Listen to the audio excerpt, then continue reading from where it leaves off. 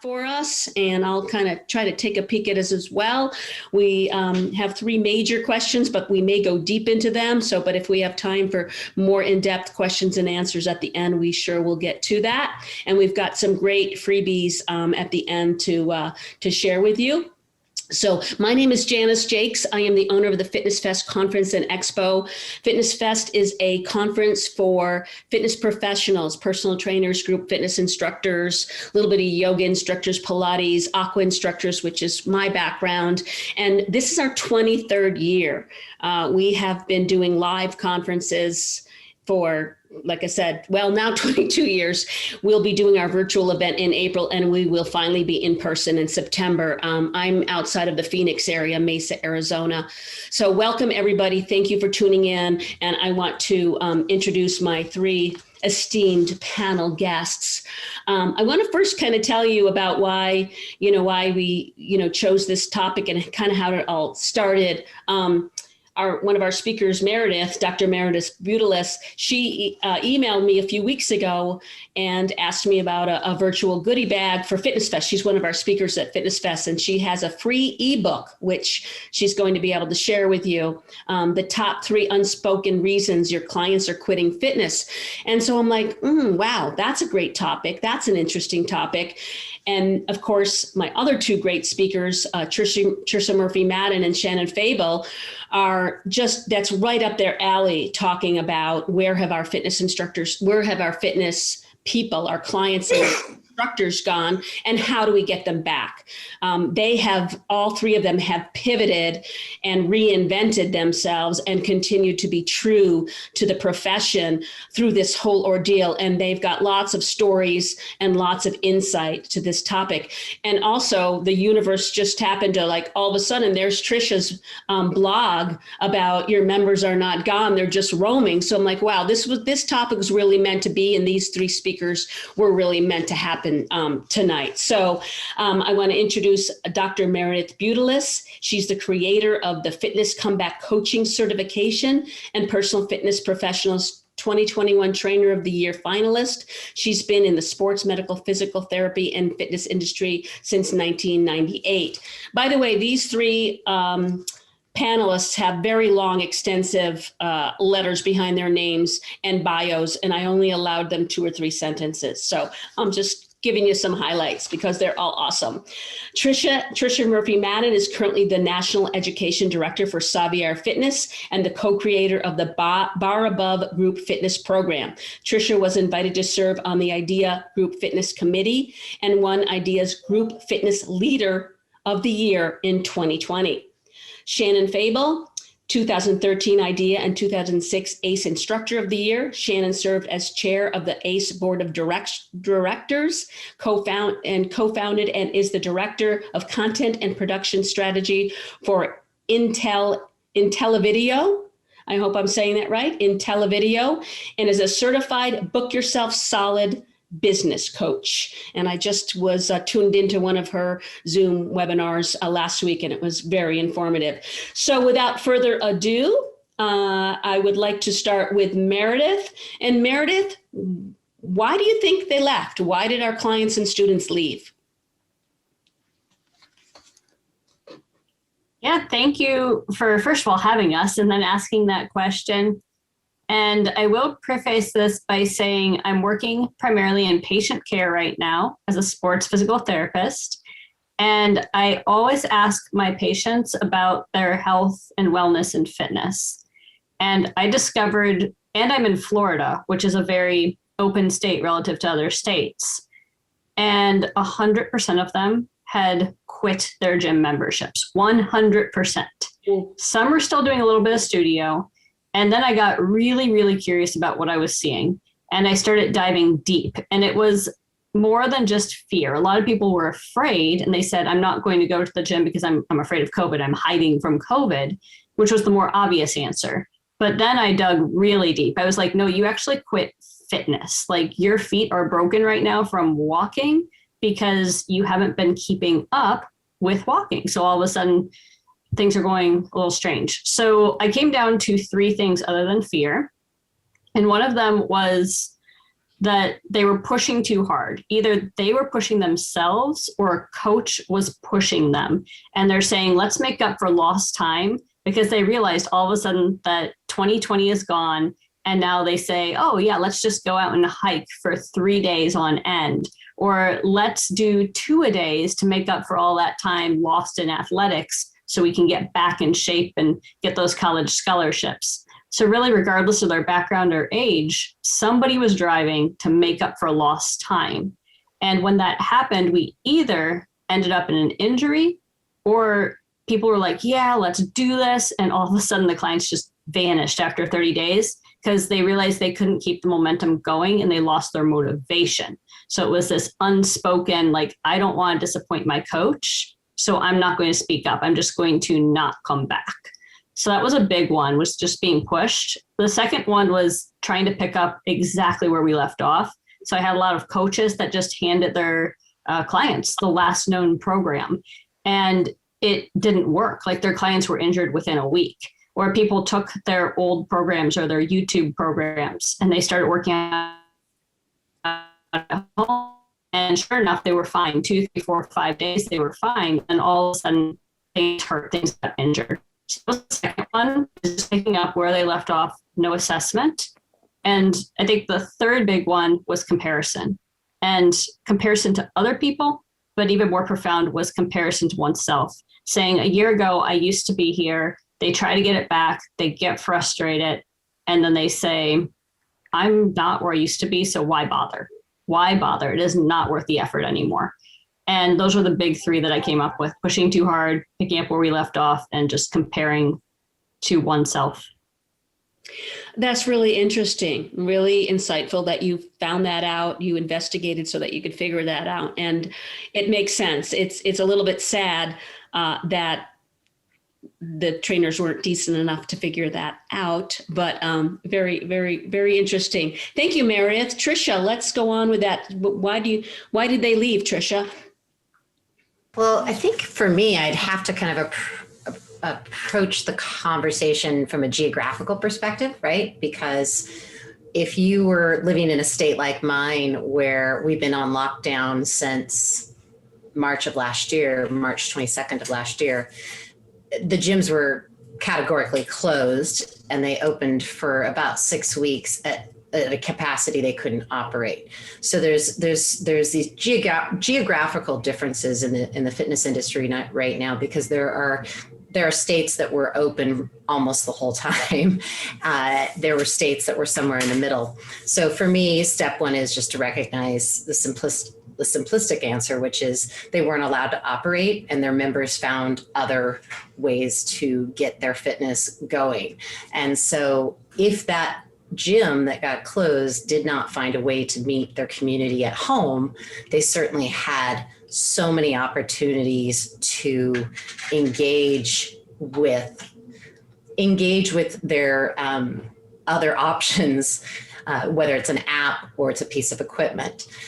Also, in my case, I happen to teach in a community, in a market where there's a lot of affluence. And the affluence makes a huge difference here, because now in this pandemic, half of the affluent people in our community have bought their home gyms. They've bought a Peloton, but they've also bought free weights. They've bought all the equipment they could need. They have a TRX in their home. And so all they have to do is now pay the $9.99 a month, or even the $30 a month, to utilize their own home gym. So that for us, these were the two big hurdles to get over. So whether you look at it as technology took the customer, or if the customer took themselves because they had no other choice due to the pandemic, sort of that to me was the dual reasons why members have left. And in this market alone, in the Pacific Northwest, Oregon and Washington included, 16 health clubs have now completely shut down. So 16 major health clubs have shut down, so not reopening. So that's a pretty big number if you think about it from geographically, we're not a huge area. Wow, very interesting. And you and I have chatted about the geographical differences more than once. So it's very interesting to see everybody's different perspective on it and just different realities, different situations. Thank you, Trisha. Shannon, why did they leave? I think this is a different place, right? We all like to exercise outdoors anyway. So most of us just went back outside, but I believe what Meredith and Tricia said, both are spot on. And I'm somewhere in the middle. So I'm coming at this from a different place. I don't teach in a club anymore. I've been a consumer of fitness for the last 4 or 5 years. So I'll tell my personal story, which is both of Meredith and Tricia's answers. First, plenty of equipment at home when this all happened. So I didn't panic. But I also knew that I was very privileged that I had enough movement literacy and an understanding of what I needed to do, and I could push myself and do my thing. So nothing changed for me. I just went to my basement. And then, like Tricia said, spent the next year kitting out my basement. So it could be my she shred. And I've seen it, and it's a beauty. It's so fantastic. I can't lie. I love it. It's my happy place because I knew I'd be there for a while. But I'll tell you, we didn't double down on the home gym until my husband and I both went back to the gym. We were doing F45 pretty religiously together. Love supporting my local gal that owns the franchise. And I'll sum it up this way. Those of you that have heard me speak before know I use this quote a lot. Conflict is when expectation doesn't meet reality. I was super excited to go back. So I'm like, yay, here we are. And then I went back inside and it didn't feel like it used to feel. Mm-hmm. So it left me, I did it for a few weeks trying to get my mojo back. Like, okay, is it the masks? Is it that the programming is slightly different? And I really had to do some self-reflection about what was it that I loved about going to the gym for? And is there some other way that I can get it? Can I recreate it myself? Or am I just going to have to wait until it gets back to normal? So that was like the first evolution. And then I think we all have realized we can't drive looking in the rearview mirror. Like it's never going back. So I had to do a deeper reflection. And this is what I always, talk to fitness professionals about. What I realized is that when I went back in, they were also apologizing for it being different. And they really didn't reinvent what they were doing. They didn't do that self-reflection to figure out what were they bringing to the table that made people want to come, but they were still waiting to get back to normal too. So it was a lot of apologies and a lot of half-ass workouts and and I don't mean that with any disrespect. It's like, we were all just kind of biding our time until it got back to normal. So, I don't think everyone's gone forever, and I know we'll get there, but I do think it's going to take not linear innovation, but nonlinear innovation. We have got to completely jump over about a decade and get to a place where we can really understand what we were doing in the facility that made people want to come, because it was not just the exercises. A squat's a squat's a squat. Like, what were you bringing to the table? And if you have to do it with a mask, how do you do it? So I know I'm getting ahead of myself, but I found it really interesting. Like, I'm anxious to go back to the gym, but I also want it to feel. It doesn't have to be like it was, but it has to give me the same feeling. So trying to find, what that gap is and how to fill up that gap is going to be what we have to. But I think that's what a lot of people felt.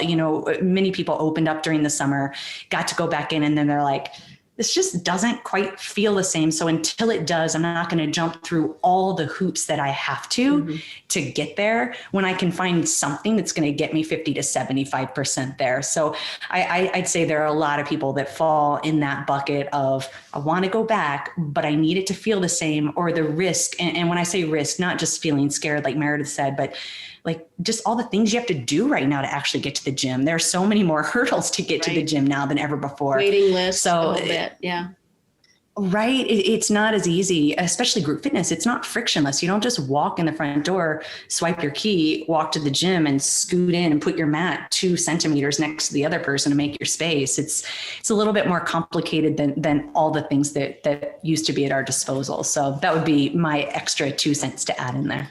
I love it. Very interesting, because I think we all really want to go back for that connection, and maybe it's not there yet because of the hoops, because of the fear, because of the masks. I don't know. We'll talk about that a little bit more later as well.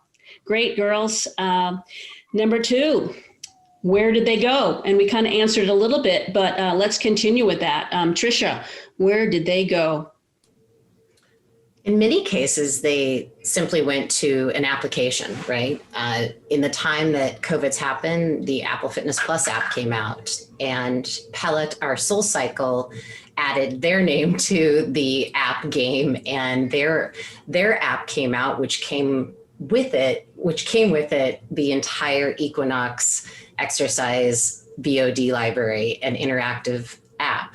So a lot of options came their way, in addition to, of course, Peloton and the Daily Burn and all the things that were there prior, right? But now there's so much more, and their price points keep going down and down and down. So you've got to look at the idea that consumers can now access fitness on their device for $9.99. And so many of them, even if they had a strong connection to the local club or the local gym, have not only found those apps, they've fallen in love with those apps. And you've got to remember that what Peloton does and what Fitness Plus does and what the Daily Burn does is really high quality production content. So once they've got them, they're going to probably keep them. And we've all kind of watched this happen. I saw somebody that has always cycled with me here in Seattle for probably 20 years.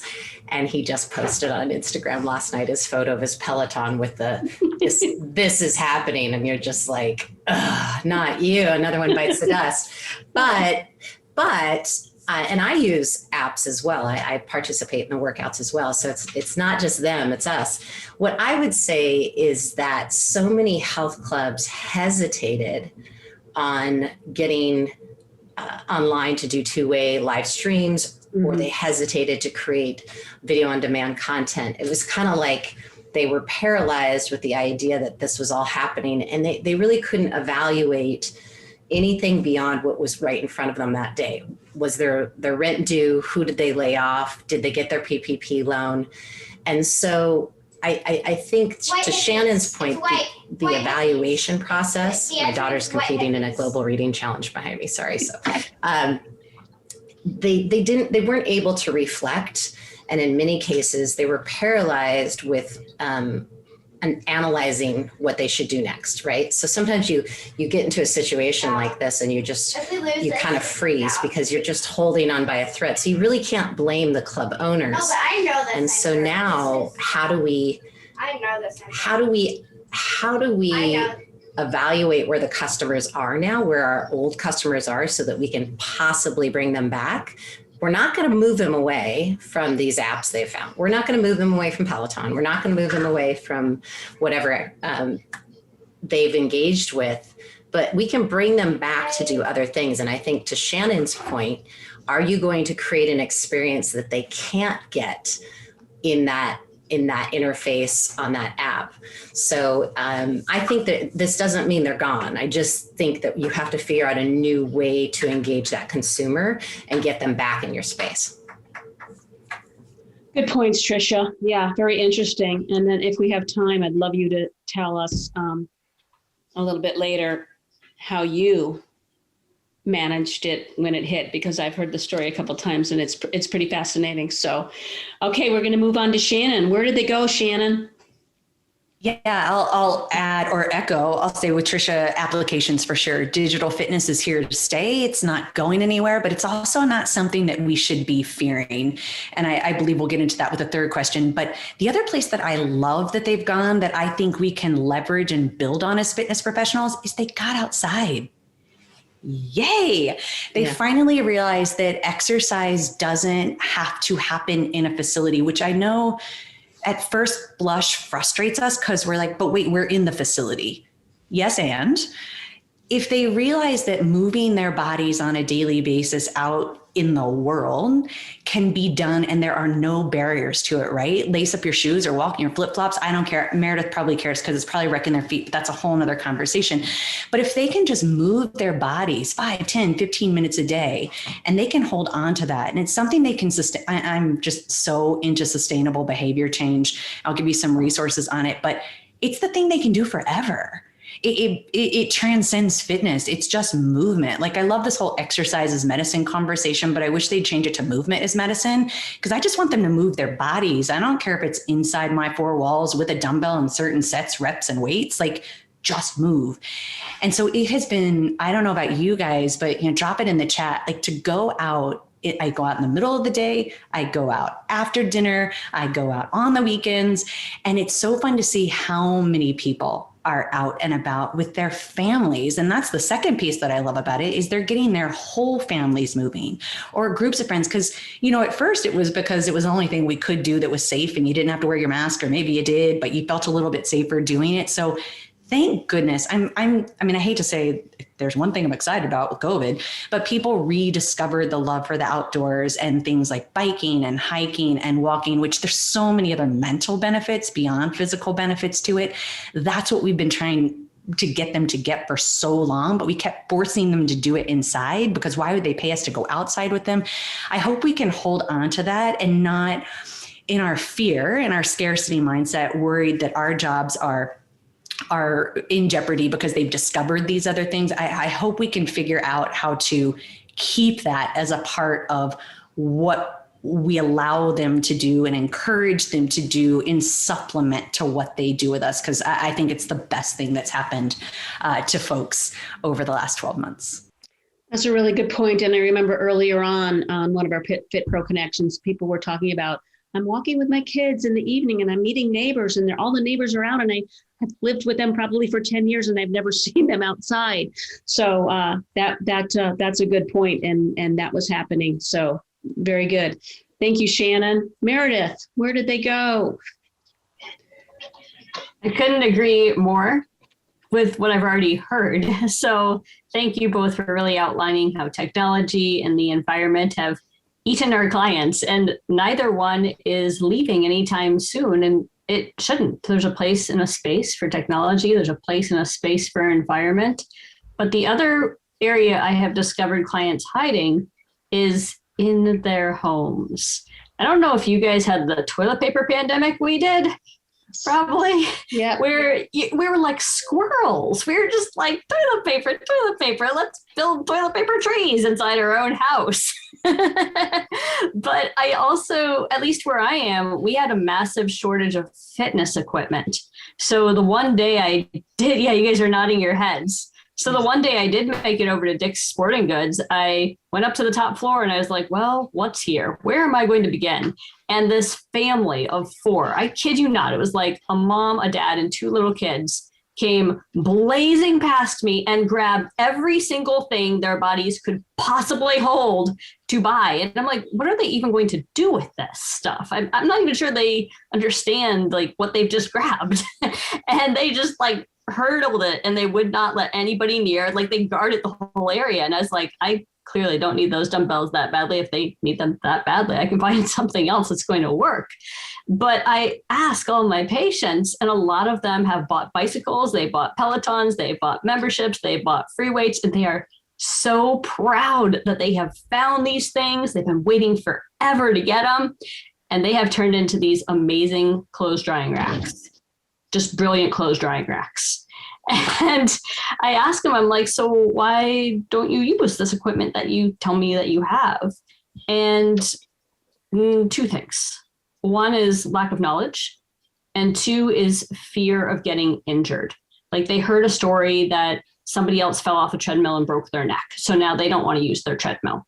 Or they see the free weights and they're like, they seemed like a good idea, but I did the exercises. Like, I know exercises. I know shoulder press. I've been to group fitness a million times, and I know this and I know that and I know this other thing. And then they get bored because they don't have a lot of, as one of you already put it, fitness literacy. And they say, that was nice, but now give me something new.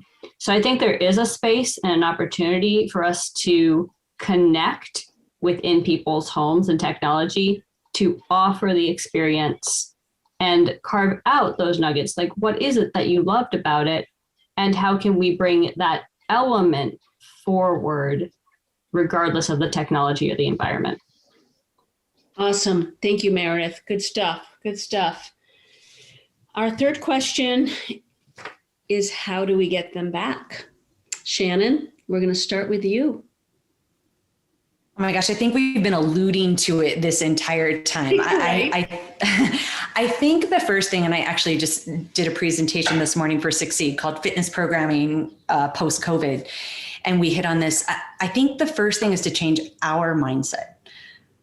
So many of us are in this place of scarcity, concerned that our jobs aren't coming back because they found something else to do.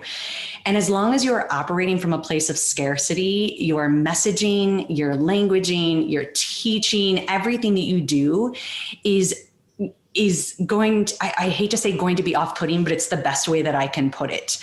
Because the last thing we need to do to consumers, if they have found outside, if they have found Peloton, if they have gotten those weights and actually used them, when we as fitness professionals that they look up to and they trust start negating those choices, talking down about those choices, telling them why we are better than those choices because we're scared they're not going to come back, guess what starts happening in their brain? I think about my mom all the time. It's like, oh, well, should I not be doing this? Now I'm confused. And they finally just got over the hurdle. So if they get confused at all, then they just exit stage left, right? It's a really good excuse to stop doing it because now I'm confused and I don't know who to listen to. So the first thing I would say is like, get out of the scarcity mindset, go back to an abundance mindset, and trust that there are enough people that need our help, that there will be work for you to do. You just have to figure out who you were meant to serve, what you do for them, and why you do it, and tell that story. There is room for all of us, right? Even if they still do the Peloton or still go outside. The second thing we have to do is we have to look for clues. What was so intriguing about the stuff that they started sticking with? And I break it down into 3 categories. One is frequency and duration. You know, to make sense of going to the gym and taking a class, or going to the gym and doing a training session, or even working out on my own, you kind of felt like you needed to be there for at least 45 minutes, or it made no sense to make it happen. I don't know about you, but what I've discovered in the last 12 months is I don't have uninterrupted 45 minutes, but I do have 15 minutes here and I've got 15 minutes there. And it sure is a lot more convenient to roll out of my bed, not have to brush my teeth, not worry about putting on my cute athletic outfit and showing up somewhere and walking through the maze to get to the gym to do my thing, when I can just run downstairs and work out 15 to 20 minutes and then walk at lunch and then do yoga at night. So as much as you know, that sounds really weird, that's the truth. Like, you know, it's no longer just about the facility being convenient. It's about the activity being convenient. And let's face it, it is much more convenient to just do it at home. So how can we break that down? We need to trust that we need to do shorter classes, offer shorter opportunities, know that they are going to be stacking our stuff with those digital apps inside of our facilities and at home. And for the last 25 years, we've been trying to get people to come to the gym more than 3 days a week because we know the more times they visit, retention goes up. They are not going to be there more than 3 days a week. So we've got to stop indexing everything towards that number and that sticky point. And that goes back to what we were all saying, right? They may just come one day now, but I hope that your gym has some kind of digital presence so that you can be part of their life when they're on the go or at home or on your functional training floor, because their day was different and they can't get there at the time of the class anymore because our schedules are all screwed up. So the first one is really thinking about that frequency and duration. The second clue that I think we need to hone in on is the simplicity. A lot more people started taking classes and we had to be simple with them at home because they didn't have exercise equipment and we didn't know what they could or couldn't do. And we couldn't do a ton of progressions and regressions and we couldn't see them because they turned themselves off, like most of you on this panel. So we were just seeing black squares every day. We had to do simple, I'm not judging you, you can keep it off. I do that too when I exercise and go to panels too, but we had to go simple. People are loving the simplicity of it. And it reminded me of how often we teach to the front row and not to the people that are on the exercise floor that are scared to death to come inside. So we have to get back to simple. And that's with the number of pieces of equipment we use, how complicated our choreography is, how hard our progressions and regressions are. And the last one bleeds into my third bucket, which is this customization conversation. We've got to really pare our classes down to what the number one promise is instead of feeling like we got to throw the kitchen sink at them for an hour. The stuff we're doing on Peloton, we go in, like I always tell people, think about your classes now that someone's going to go in and filter it. and they're going to figure out how to stack it and how to customize it because people want what they want, when they want it, how they want it. That is the new reality in 2021 and beyond. It's not just millennials and anyone younger than millennials. We all want to do what we want, when we want, how we want it. So if our classes are still, well, there's a warm up and a peak in the middle where we stop and we take our heart rate, I'm really dating myself now. And then we come down and we do some toning, we lay down, we do some crunches, and then we go and do our yoga. And then we can't be all things to all people. Just boil it down to its most important thing and let them piece it together the way they want to. So those are my big three. We've got to look at the clues that they've been giving us. They want frequency and duration has changed. They want to make sure that it's simple, and they definitely want to be able to customize it and stack it the way they want and have it when they want it. So those would be my 3 pieces of advice. Excellent, Shannon. Thank you so much. And I'll give you a little confession. One day I discovered at the end of the day, I had not brushed my teeth. I'm sure we've all done that and not put on deodorant too. Oh my goodness. I didn't. Okay. How do we get them back, Meredith? There we go. Had to find the unmute. I know the feeling. Wow, you're asking me to go after Shannon after she just so nicely shared. Oh, I love that. It's just love. I would add to Shannon's idea about looking at the clues. And she definitely has boiled down a lot of simplicity and given us some categories. And I would go beyond that, especially with one-on-one clients, to ask the reflection and ask the simplicity. I worked with a business coach, and he said, you don't get what you don't ask for. And I think we need to go back to those clients, even ones that have left us, and ask probably 2 things from the category of SMART goals. And I will say the first one is specificity, because people are there for emotion and emotional reasons, but we don't know what that is. We can't assume it. So I like to take clients through an exercise, and even my patients who I don't even train myself, I take them through an exercise, and I say, we're going to paint a picture of W's. We're going to paint the most vivid picture in your head right now that answers these questions. Take yourself back to a time that you loved fitness. And I want you guys to do this with me. Go ahead and do this with me, because all of us are in different places. So in your own head, go back to that time that you loved fitness. You craved it. You had to be there, not because somebody made you, but because you couldn't imagine living without it.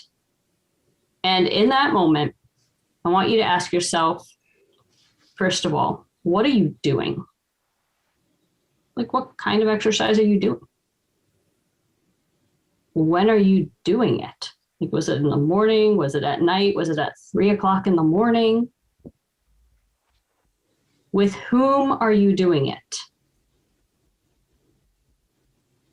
Where are you doing it? And then why? Why were you there? What brought you there that day? Then ask yourself why again. Ask yourself why again. And ask yourself why again, until you get to something that you are not willing to say out loud. It's either a fear or it's a goal that's so big and meaningful and near and dear to your heart that you will not tell another person.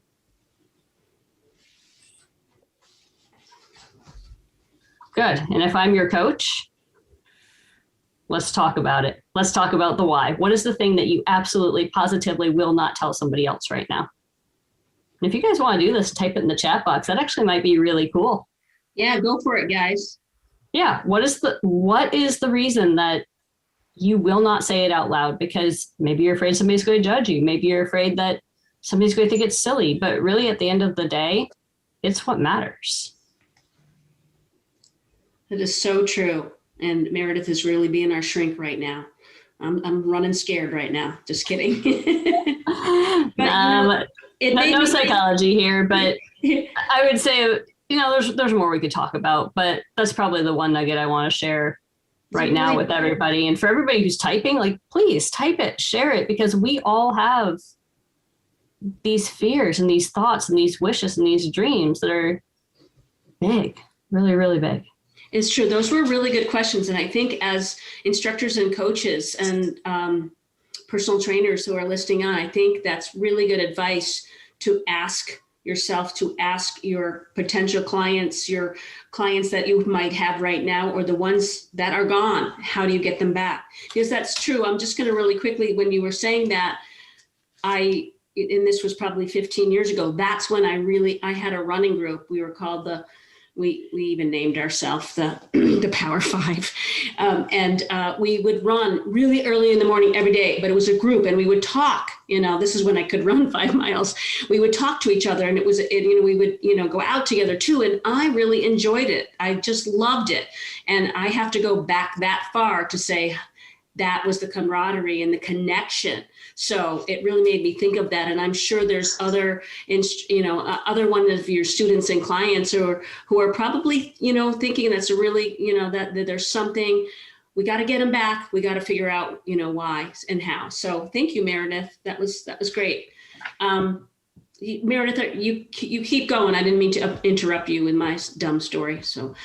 No, I love that you shared your story, and those are really the thoughts that I'd want to share with this group right now. Yeah.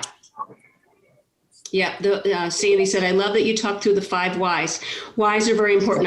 I'm doing this goal attainment program right now, and we're really talking, and our goals like why? Why do you want it? If you don't want it bad enough to really be passionate and almost cry about it, that's exactly what we were talking about too. Then it's not a good enough why. You need to create or figure out another why. So good stuff. Yeah, Karen, thanks. Great stuff. All right. Who's that cutie right there? Okay, Trisha, how do we get them back? Well, both of those were hard to follow. So I'm going to go very pragmatic and kind of flip the switch here and talk a little bit about 2 different things I would do right now if I were a club owner to bring back members. One is I would completely overhaul how I'm going to offer personal training and group fitness. So I would be offering virtual experiences. I would be offering video on demand experiences and in-person experiences. So right now. Can I get a pepperoni pizza, like a whole pie? Sure. You sure can. I love it. It's Friday. So I would make sure that as I start to look at reopening and what the fall looks like and what the summer looks like, every group fitness schedule is going to need a little bit of all of those things.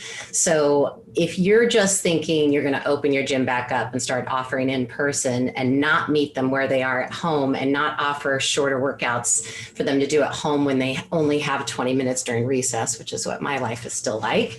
So it's important that you start to right away think that. There are a lot of companies out there doing that are able to build you an entire VOD interface where your customers see you as the customer. It's branded to your standards, and it's your instructors creating content for your members. So there's a lot of companies that do that. I'm a little bit biased towards IntelliVideo, of course, because I've worked with them with so many customers, and they're just such a great brand to work with. There are a lot of companies that do that. The other thing I think you really have to look at is that technology should be a partnership.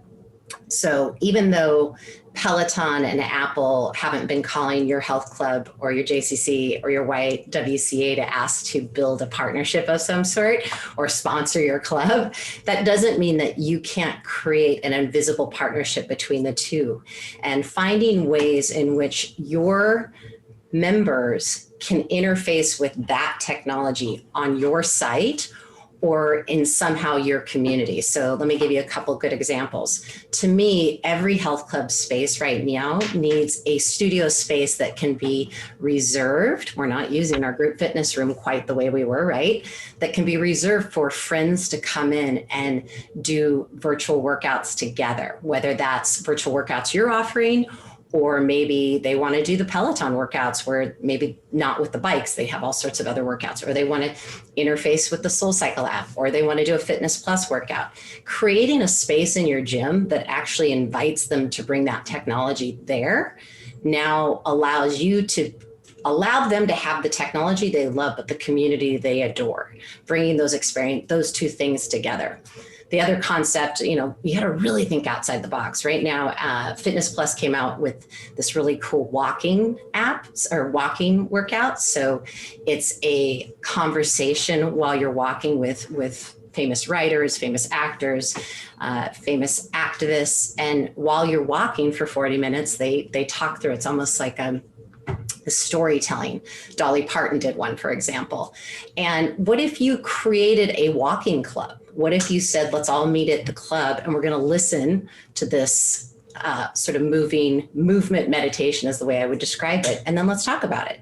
Or how about everybody sign up and you do this walk on your own, and then let's meet at the gym or meet in our Zoom room, invite them to participate with each other. So the more that you can get them connecting with each other, even when they're using someone else's technology. And if you can look at technology as something somebody created that you didn't have to, right? Some of these apps created technology that all of us would have to spend millions to create. We actually can use it to our advantage. And there's just no limit to it. You really have to think outside the box. If you don't have Peloton bikes in your on your cardio floor right now, you're missing the boat, right? You've got to get a couple of those bikes in there, or even get a SoulCycle bike and a Peloton bike and a Schwinn bike so that you have all three options. It's just imperative that you're not seeing them as the enemy.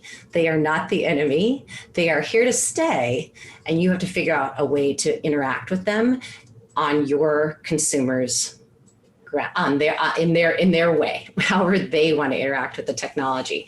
So those are a couple of ideas. I put those in the blog and in a little bit more detail, and I'll pop that in the chat. So my final thought for you is you have to create a social media army out of your entire team. So if you are working at EOS or you're working at mom and pop's gym in the middle of nowhere, every single person that works for your company needs to be out there sharing what you're doing, talking to their community. Remember, each instructor has their truest fans.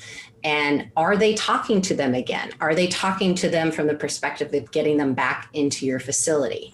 Now, of course, it's hard to ask right now for your employees to do things. And as an instructor and as a trainer, it's difficult if you're not employed currently by a gym, or maybe you only have 1 hour and you used to have 10 pre-pandemic, to feel like, gosh, I'm going to give more. But remember, their existence is your existence. So we need brick and mortar facilities to survive this. We need brick and mortar facilities who pay a nice salary to survive this. We need them.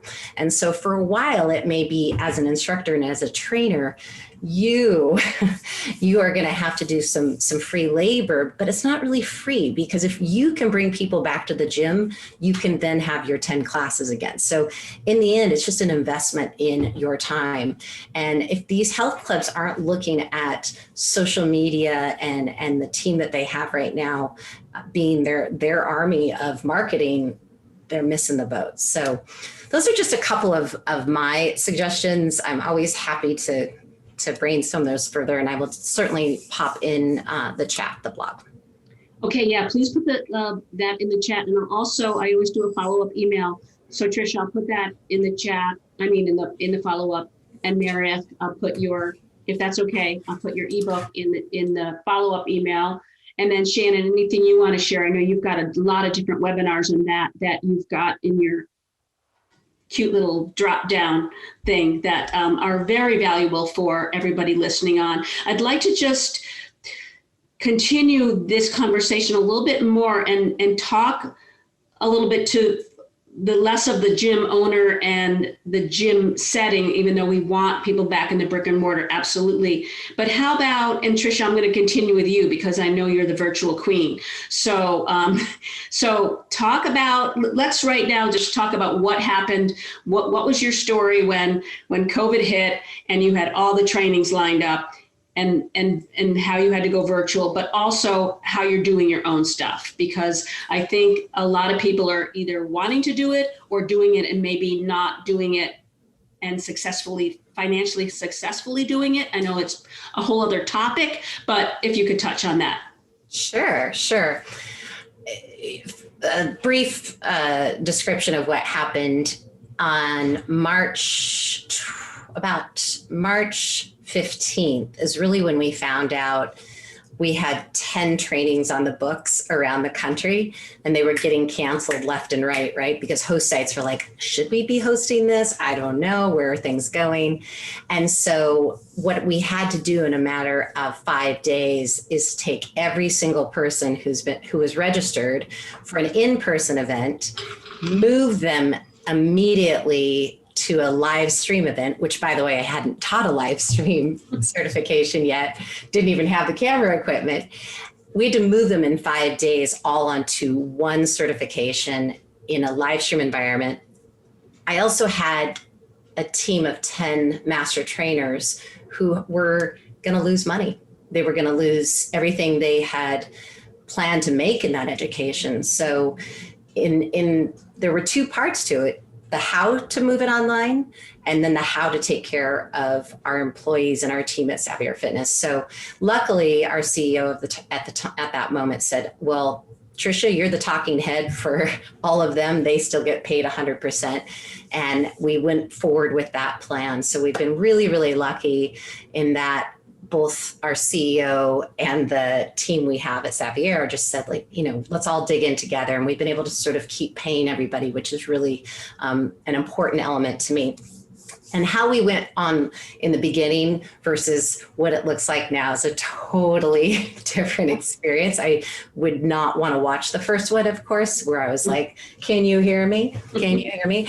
And then, so that happened, and we were really lucky. We so many of you have been in our educations over the course of the past year, and we just kept moving forward with those educations, and I think we certified several thousand people during COVID. So that was really an exciting success story, and we've sort of built on that.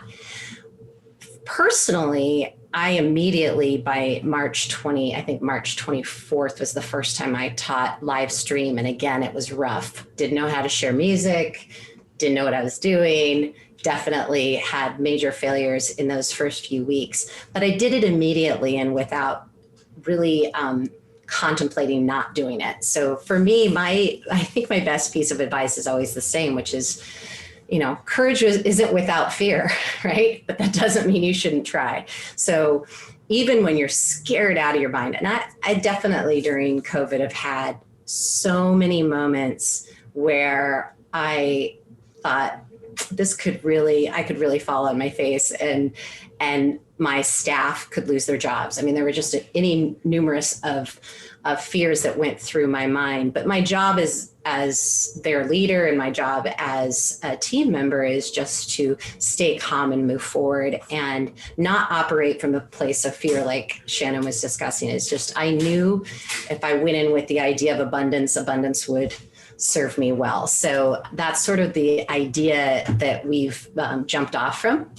I also showed up. So in the beginning, my members showed up and I have not left them. I taught today right in this very space. You have to be consistent. You're going to teach a few virtual training classes the first time you go on, and there's going to be 2 people. It doesn't matter.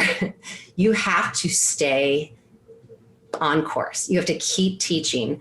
A lot of virtual instructors call me and they say, well, how come I can only get 2 to 4 people in my class? And I say, you know what? The question isn't how do you get 2 to 4? How come you can only get 2 to 4 people? The question is, are you valuing them enough and treating them well enough that they become your biggest marketers to potential new attendees? And I think we have to live in a different headspace. Keep in mind, every time we added a new class to a group fitness schedule when we were back in person, do you guys remember when you were new to a club and teaching a new format, how many times you showed up and you were like, hey, janitor, how you doing? Like, you're just constantly having to grow. So don't forget, we've all taught to an empty room. We've all taught to a packed room, and that's no different in the virtual world. But if you treat those truest fans with the kind of love and care we know you can, you will continue to grow them. And so I've just watched virtual instructors who give up or who, try it for a short bit of time and then they're like, I'm not going to make any money. I'm not going to do it. And then I've watched the ones that have stayed the game. I mean, one of your presenters, Manuel, presents on my platform, homeroomfit.com, and he has just stayed the game. And now it's just like I watch his 10 or 20 people show up for his Monday Latin fusion class, and there's just nothing better than seeing a community come together like that and the smiles on their faces. And let me tell you, he taught to 2 people, he taught to 3 people, he taught the day that 1 person showed up. You just keep showing up, and that's all that matters. So yeah, those are sort of the background and the where it's at now. Yeah, and you're right, consistency in learning, and there's lots of resources out to figure that out. And we've got some too, if anybody wants to email me. And consistency in your social media. I mean, I see how many followers you have, and Shannon and Meredith, my God, Meredith has like, I don't know, 1 billion or something. And so like, how do we get there? Consistency, right? And like you said about try, as far as, I mean, how do you think I feel about technology? I'm, no spring chicken. And it's like, well, shit, I got this mic here, I got this camera here. It's like, oh, and sometimes I, lose my internet, but, keep on plugging. What's the other choice?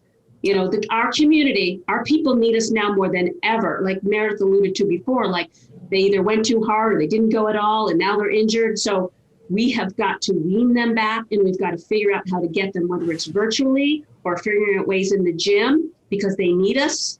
And that's why we got in this in the first place. I'm hoping I can speak to everybody on this call. And I just want to say what somebody said in the chat, Trisha.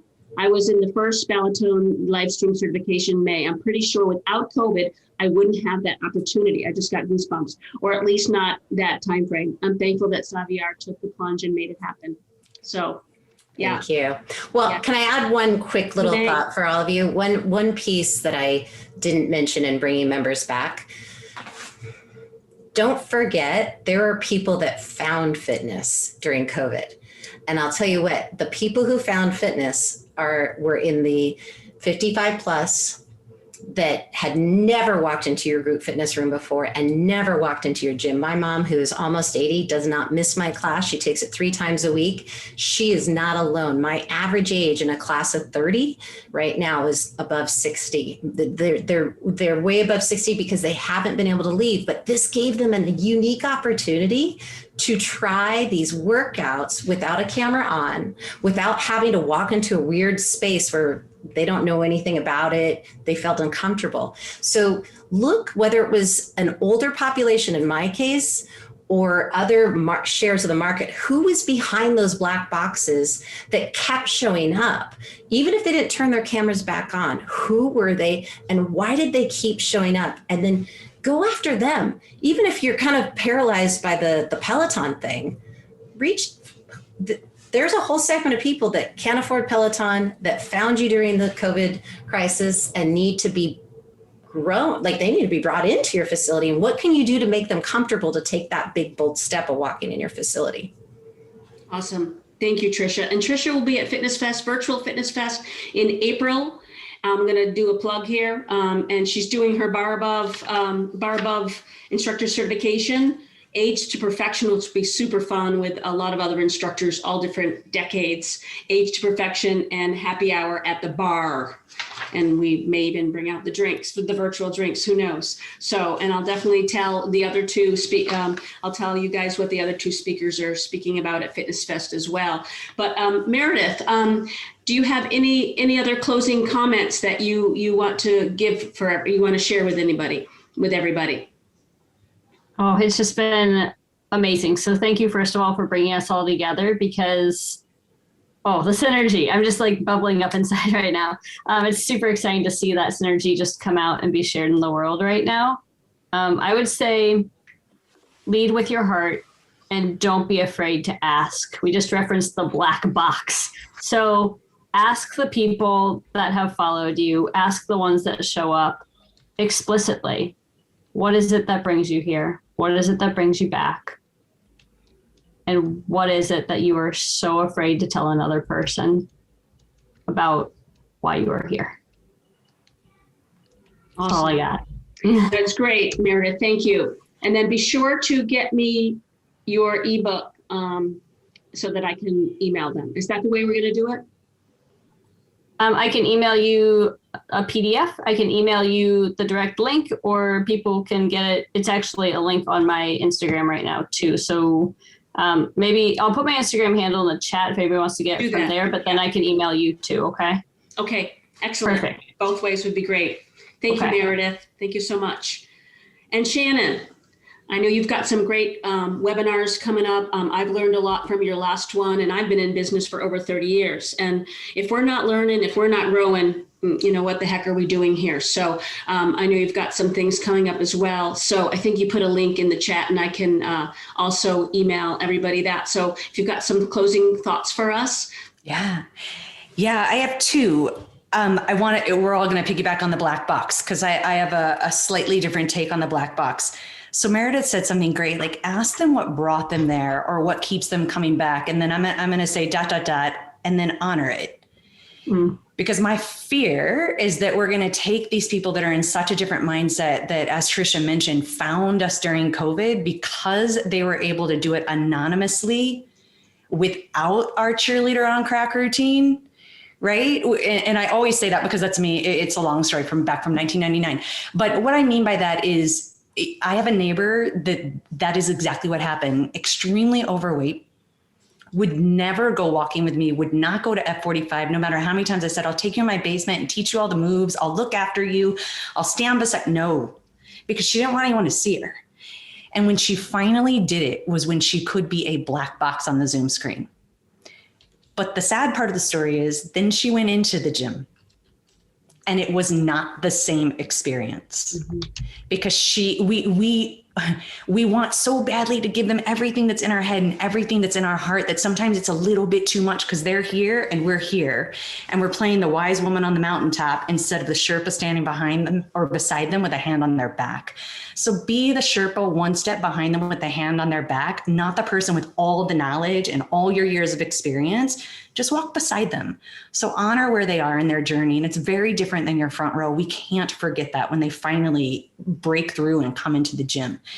And the last thing I would say, and this is going to go kind of against everything we've been talking about, if digital is not for you, don't not try it because you're scared. There were way too many negatives in that. But if you do it and then you're like, this isn't serving me and it's not my highest value, do not feel like you have to do it. You can get creative. And I just wrote a blog. I'll drop it in the chat as well. I just wrote a blog about how do you determine if it is right for you? Because I think we all feel like we have to do it because if we don't, then we're not gonna be able to do our thing anymore. We are going to be able to do this in other ways than having to be online. I think our gyms need digital presence, but we don't all have to be digital if it isn't working for you. So I encourage you to read that blog. I won't take you through all the steps right now, but just decide because my biggest fear is that we're going to make people feel like they have to do it. And when you are doing something that is not in alignment with your highest value and your intentions, then you get burnt out. And I don't want to lose you either. The world cannot survive if we lose any more fitness professionals either, because that's been one of the saddest things of the pandemic. So, and that speaks to what Janice was saying. That's a lot of the webinars that I'm doing and the work that I'm doing right now is helping people really find their own why, figure out who their target market is and what they want to do with them. And then not just be shapeshifters and do what you think you have to do, but create your path forward because now it's the best time in the world to do it. There's so much opportunity. There certainly is so much opportunity. And I like what you said, like, you know, I'm not doing virtual. I mean, teach aquas. Could I?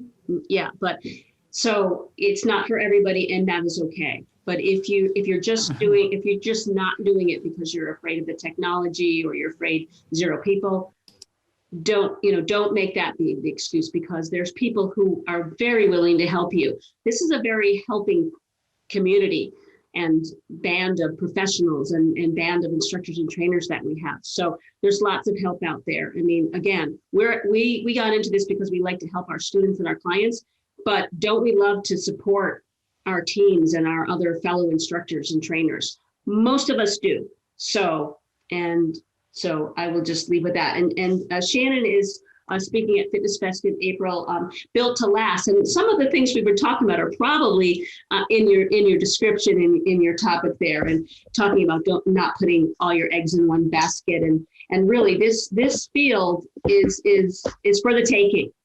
It is for the taking. If you want it, if you still want to help people, if you want to be in it, there are ways, there are opportunities, okay? So we'll continue this conversation in a different way on our next Fit Pro Connection. If you want to put in the chat any other ideas, like we're always looking for good speakers and good topics. So any other ideas, please put them in the chat. And I didn't mention what Meredith is her Fitness Fest topics are return to fitness program design and injury prevention 101. So all these three beautiful ladies are going to be at Virtual Fitness Fest. If you're not already signed up, go on over and check out the agenda at fitnessfest.org, because you will be impressed for sure. I'm not just tooting my own horn. You will be impressed. So, especially since these ladies are on. So does anybody have any further questions, or any specific question you want to ask any of the ladies? I know Meredith has to hop off in a bit. She's got a client, I think. So any questions for Shannon, Trisha, or Meredith, or for me, or anything else you ladies want to say? I can call you girls, right? Yes, we like that. No, thank you for having us. This was awesome. Really appreciate you putting this together for us. Oh, thank you. Thank you for your time and the wonderful things all three of you said. It was great. We're getting some great compliments in the chat. It's always fun. It always flows great. It's just good flowing fun. So thank you. Thank you, ladies. Thank you, everyone who hopped on tonight, this afternoon, wherever you are. Stay healthy, stay strong, stay true to yourself. Stay genuine, and we love you all. If anybody wants to stay on, I'm not going anywhere for a few more minutes, but I want to respect your time. It is 5:06 in Arizona. Good to see everybody. Good to see Mona back, and Maggie, and some of our new friends that came from Trisha and Shannon and Meredith as well. Thank you, ladies, for promoting too. That was always very helpful to get some new blood listening in.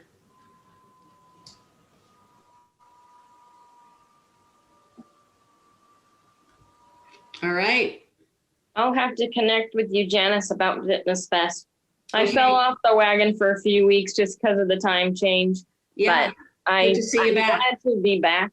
Just been working now 5 days a week. So, we're teaching hopefully five classes a week, but virtual and in person now. So yeah. it's, trying to get back to a norm, whatever that is. Yeah. Yes, but we'll connect about Fitness Fest. So I definitely want to. Good to see your face again.